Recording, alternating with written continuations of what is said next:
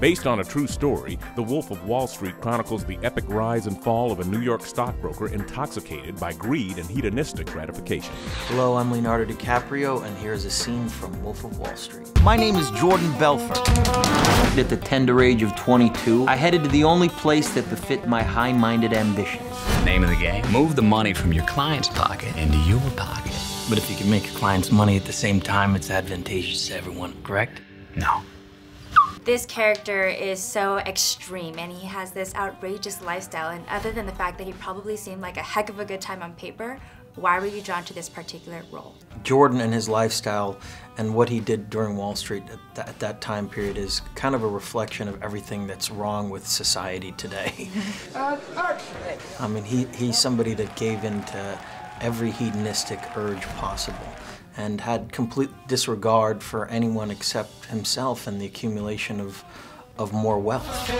I started my own firm out of an abandoned auto body shop. We will be targeting the wealthiest 1% of Americans. I love three things. I love my country, I love Jesus Christ, and I love making people rich. Hello? I know that you are particularly proud of this project, as you should be, because it is amazing, but what drew you to this role?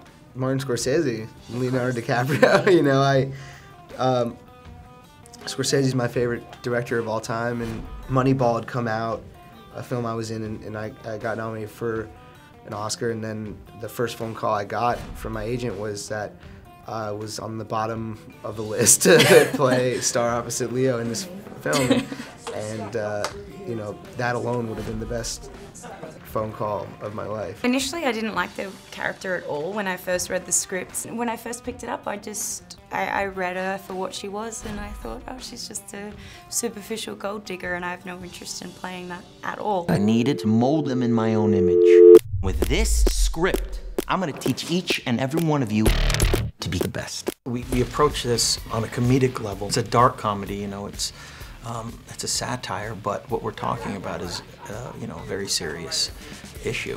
Has to be you. How do you get yourself from the bottom of the list to the top of the list then, since obviously you scored the role? Well, you know, Leo was so helpful. I asked to meet with him, and we met, and he was producing the film, and I, you know, really told him that. I was like, I have to play this part, you know, I have to do this. This guy, I know this guy is what's wrong with society, and I know who this is, and I have to do it. And he had my back. I was becoming a legend. Aren't you married? My team said, well, you know, it's a Scorsese film, and let's do a self-tape. I started reading the script, the scene. My acting coach said, stop judging her. And I was like, I'm not judging her. She said, yes, you are. Why are you judging her?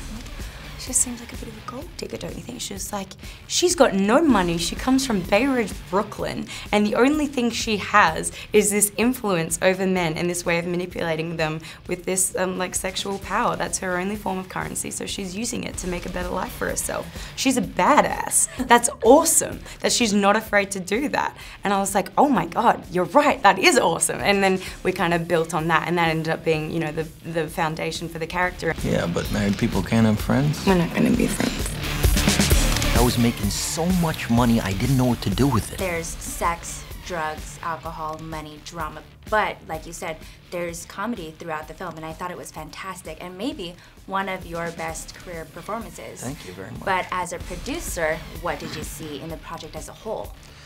What I like to look at this film as is kind of like a Caligula for modern times. It's almost like a modern day, you know, film about the Roman Empire falling. $26,000 for one dinner! Dad, we're not poor anymore. Tell them about the sides. What are these sides? They cure cancer? The sides did cure cancer, that's the problem. They were there, that's why they were expensive. This is a lifestyle that some people dream of, and as an actor being this character, did you almost feel like you were actually experiencing the lifestyle that he has? Every day on set, we basically, each one of our characters thought about what was best for us. You know, we gave in to every indulgence that these characters would ever want, and that's what Marty wanted. He wanted it to be like organized chaos. You guys gonna give me a cue? Well, while we were there, you had to make it feel authentic and really give into a lot of that mentality. And then on the way home, on the drive home, I would start, like a wave of guilt would come over me for all the things I said and did that day. 22 billion in 3 hours! The real question is this: Was all this legal?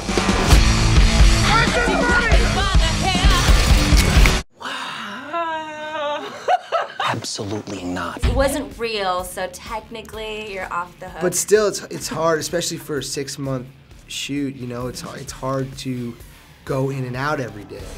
You know, so you gotta kind of stay in it, but also have to like not be that person when you go home, right, or with your family and friends. You know, the attitude of everyone on set was just insane. It was wild, and there was a lot of improvisation, and a lot of us really, you know, took the scenes in a multitude of different directions that we never thought were possible because we set up the film that way. This is their gift, okay? They're built to be thrown like a lawn dart. 1, 2, 3! Stop. Okay? Safety first. Safety is first. We don't want to get a bad reputation.